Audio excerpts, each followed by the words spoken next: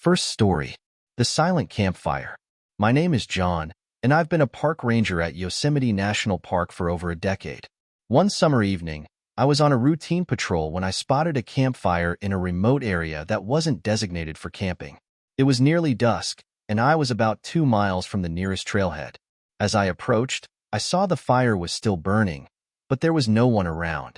The strange thing was, the fire looked fresh, logs stacked neatly, embers glowing, but not a soul in sight. I called out, thinking the campers might be nearby, but no one responded. I circled the area, searching for signs of life, but found nothing. No tents, no backpacks, not even footprints leading away from the site. I couldn't shake the feeling that I was being watched, but there was nothing there. The woods were completely silent, not even the usual rustle of leaves or calls of wildlife. Just the crackling of the fire and that oppressive, unnatural silence. I radioed back to my station, but the connection was weak, filled with static. I started to feel a creeping sense of dread. I doused the fire, as protocol required, but I couldn't bring myself to stay there any longer. The hairs on the back of my neck were standing on end as I made my way back to the trail. I quickened my pace, my flashlight flickering in the growing darkness. The silence was overwhelming, and I couldn't shake the feeling that something was following me. I made it back to my truck without incident, but when I looked back toward the woods, I swear I saw a faint glow. Another fire, deeper in the trees. I never found out who had built that fire, or why they left so suddenly. I reported the incident, but no one could explain it. Since then, I avoid that area at night. The memory of that silent campfire still gives me chills, and I can't help but wonder who, or what, was out there, watching me from the shadows.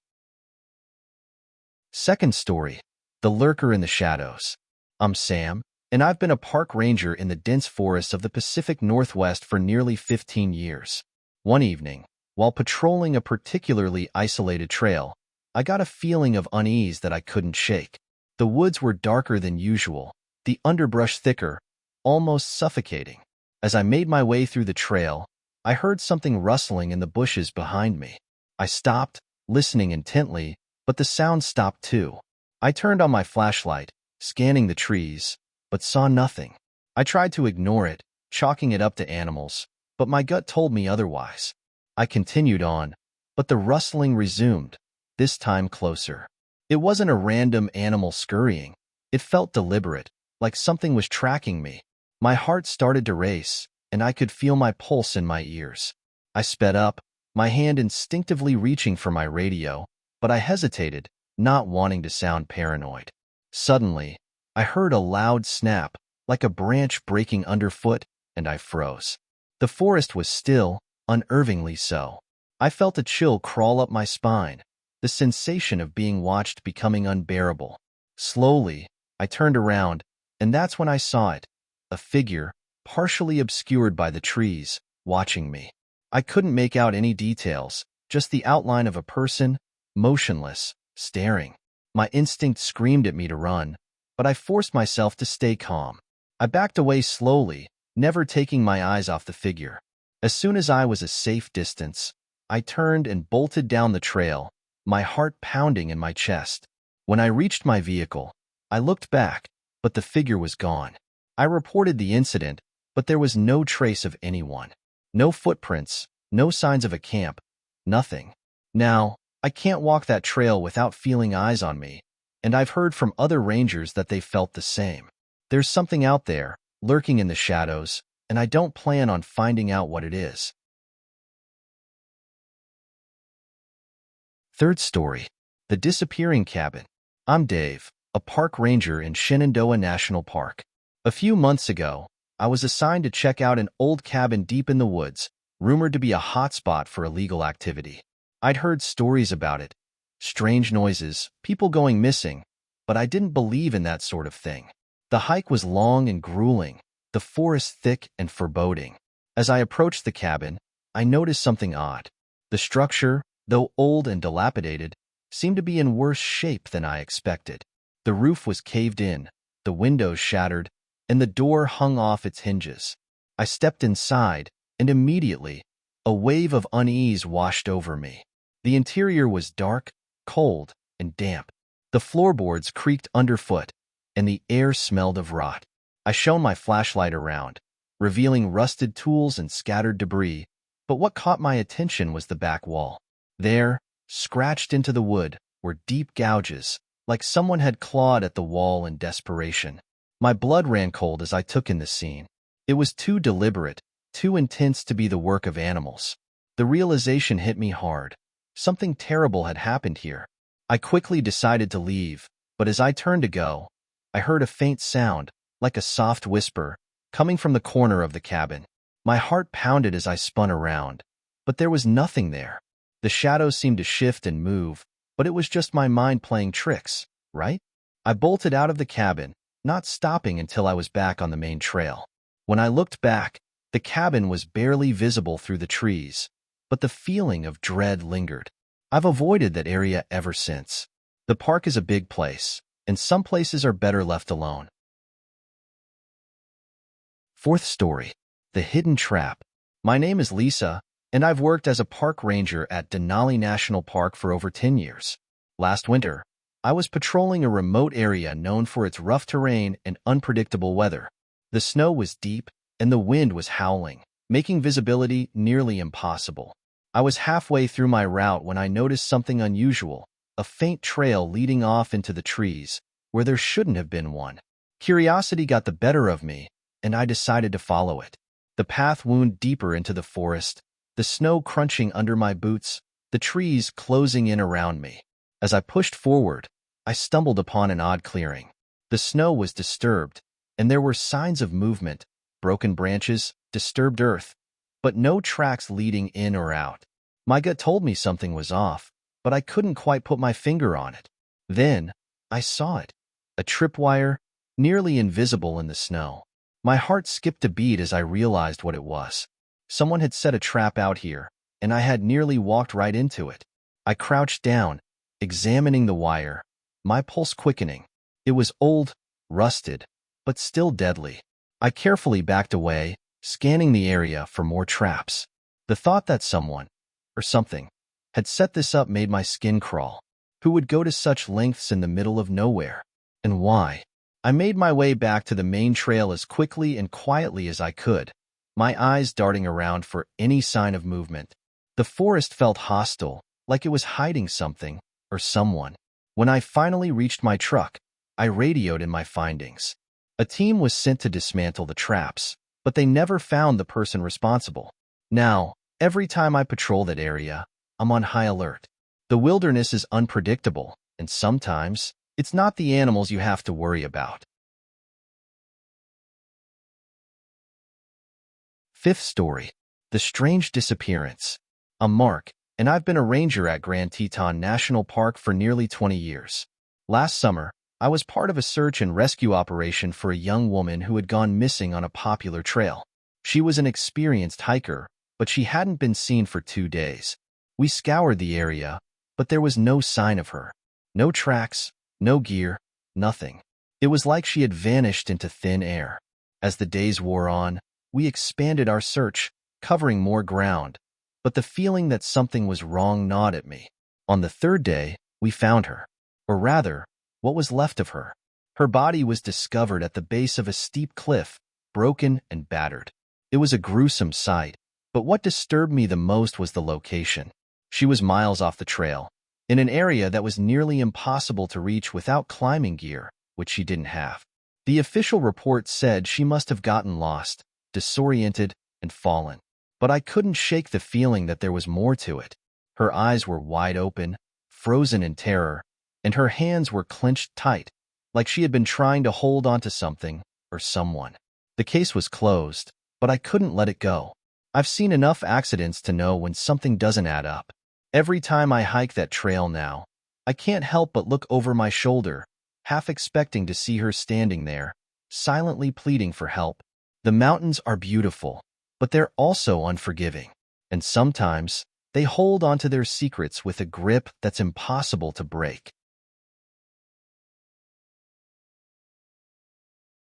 Sixth story, The Vanishing Path. I'm Tom, a park ranger at Glacier National Park. The park is vast, with endless trails that wind through thick forests and steep mountains. Last fall, I was patrolling a lesser-known trail that had recently been reopened after being closed for maintenance. The path was narrow and overgrown, making it easy to lose your bearings if you weren't careful. It was late afternoon when I noticed something odd. The trail, which should have been leading downhill toward a creek, seemed to change direction, twisting in ways it hadn't before. I checked my map, convinced I had made a wrong turn, but the map didn't match what I was seeing. I radioed in to check if I was on the right path, but there was only static. As I continued, the trail became narrower and the trees closed in, their branches clawing at my arms and face.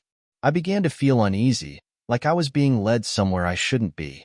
My instinct screamed at me to turn back, but stubbornness kept me going. That's when I reached a dead end. The trail simply stopped.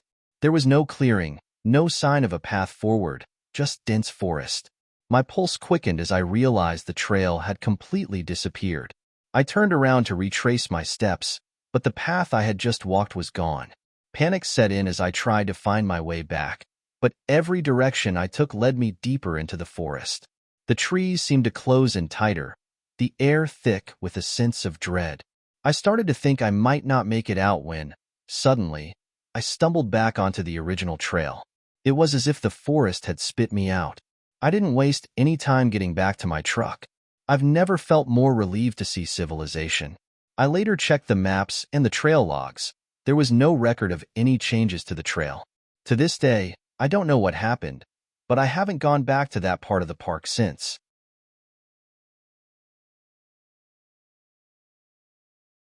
Seventh story. The Unmarked Grave. I'm Kevin, a ranger at Acadia National Park. The park is full of history, with old trails that date back centuries. Last summer, I was assigned to a section of the park that isn't frequented by tourists. It's mostly dense woods and rocky outcrops, far from the main trails. While hiking through this area, I noticed an unusual mound of earth just off the trail.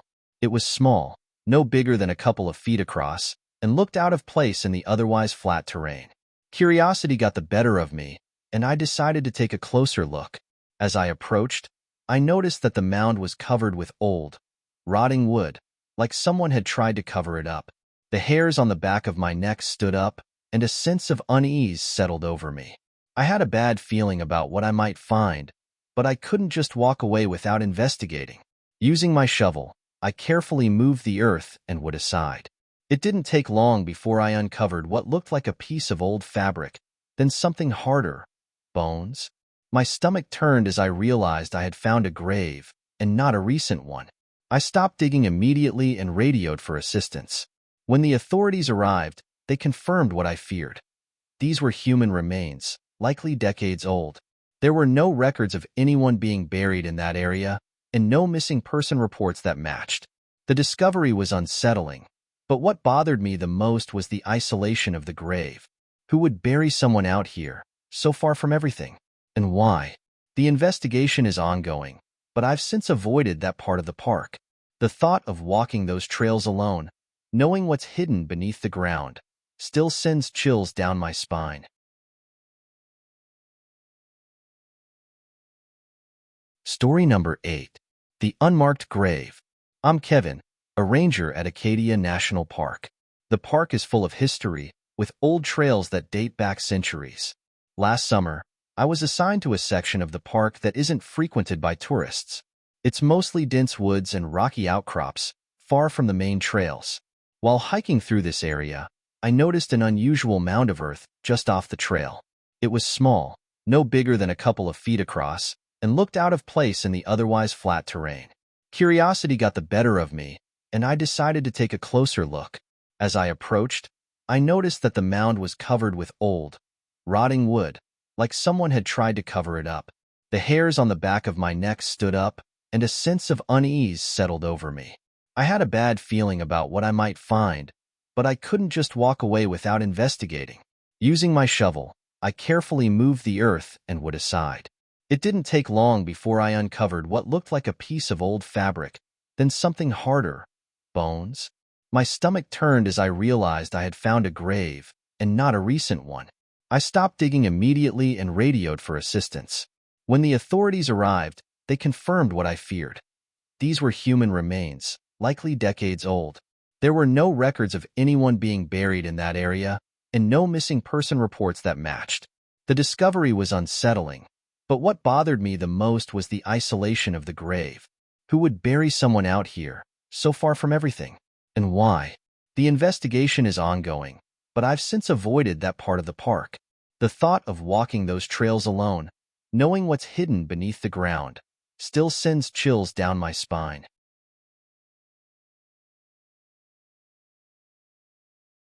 Story number 9. The Stalker in the Pines. I'm Sarah, and I work as a park ranger in the vast expanse of Yellowstone National Park. It's a place of incredible beauty, but also one that can turn dangerous in an instant. A few years ago, I was on a solo patrol in a remote section of the park, far from the main roads and trails. The day was bright and clear, but as I moved deeper into the forest, I started to get the distinct feeling that I was being watched. I've spent enough time in the wilderness to trust my instincts, and this wasn't the usual sense of being in nature. This was different, more intense, more personal. I continued on, but kept glancing over my shoulder, my senses heightened. I didn't see anything at first, but then I caught a glimpse of movement out of the corner of my eye, a shadow flitting between the trees. My heart raced as I realized someone was following me, deliberately staying out of sight. I tried to stay calm, telling myself it was just another ranger or a hiker who'd gotten lost. But the way they moved, staying just at the edge of my vision, made me uneasy. I called out, but there was no response. Just silence, thick and heavy. I quickened my pace, hoping to reach a more open area, but the shadow stayed with me, always just behind, just out of sight. It felt like a game, but one I didn't want to play. My radio crackled to life, breaking the silence, and I quickly reported my position, but the signal was weak. Finally, I broke into a clearing, and the presence vanished. I turned around, scanning the tree line, but there was nothing. The forest was still, almost too still. I waited there until my backup arrived, but by then, whoever, or whatever, had been following me was gone. I never saw the figure clearly, and I've never been able to explain what happened that day. But the feeling of being hunted, of being watched with cold, calculating intent, has stayed with me. The park is a place of wonders, but it's also a place of dangers, some of which aren't so easily explained. Final story. The Empty Campground. My name is Matt, and I've been a ranger at Great Smoky Mountains National Park for over a decade. A few months ago, I was checking on a remote campground that had been closed for the season. The area was isolated, surrounded by thick woods, and hadn't seen visitors in weeks. When I arrived, I was surprised to find signs of recent activity. There were fresh tire tracks in the dirt, and the remains of a campfire that couldn't have been more than a day old. The strange thing was, there was no sign of any campers. No tents, no vehicles, no gear. It was as if they had left in a hurry, leaving everything behind. I searched the area, calling out, but there was no response. The silence was unsettling, and the thought that someone had been there so recently, yet was now nowhere to be found, made my skin crawl. I checked the logbook at the entrance to the campground. No one had signed in for weeks. As I continued my search, I found something even more disturbing. Scattered around the fire pit were small, crude carvings made of sticks and stones, arranged in strange patterns. They looked like some kind of ritual or warning, but I couldn't make sense of them. My radio crackled, and I quickly reported what I'd found, but the signal was weak and filled with static. I had a growing sense that I wasn't alone, that someone, or something, was watching me from the trees. The feeling was so intense that I decided to cut my patrol short and head back to my truck. As I left, I kept glancing over my shoulder, half expecting to see someone emerge from the woods. But there was nothing, just the empty, abandoned campground and the eerie silence that surrounded it. I still don't know who was there that night, or what those carvings meant, but I've avoided that campground ever since. Some things are better left undiscovered.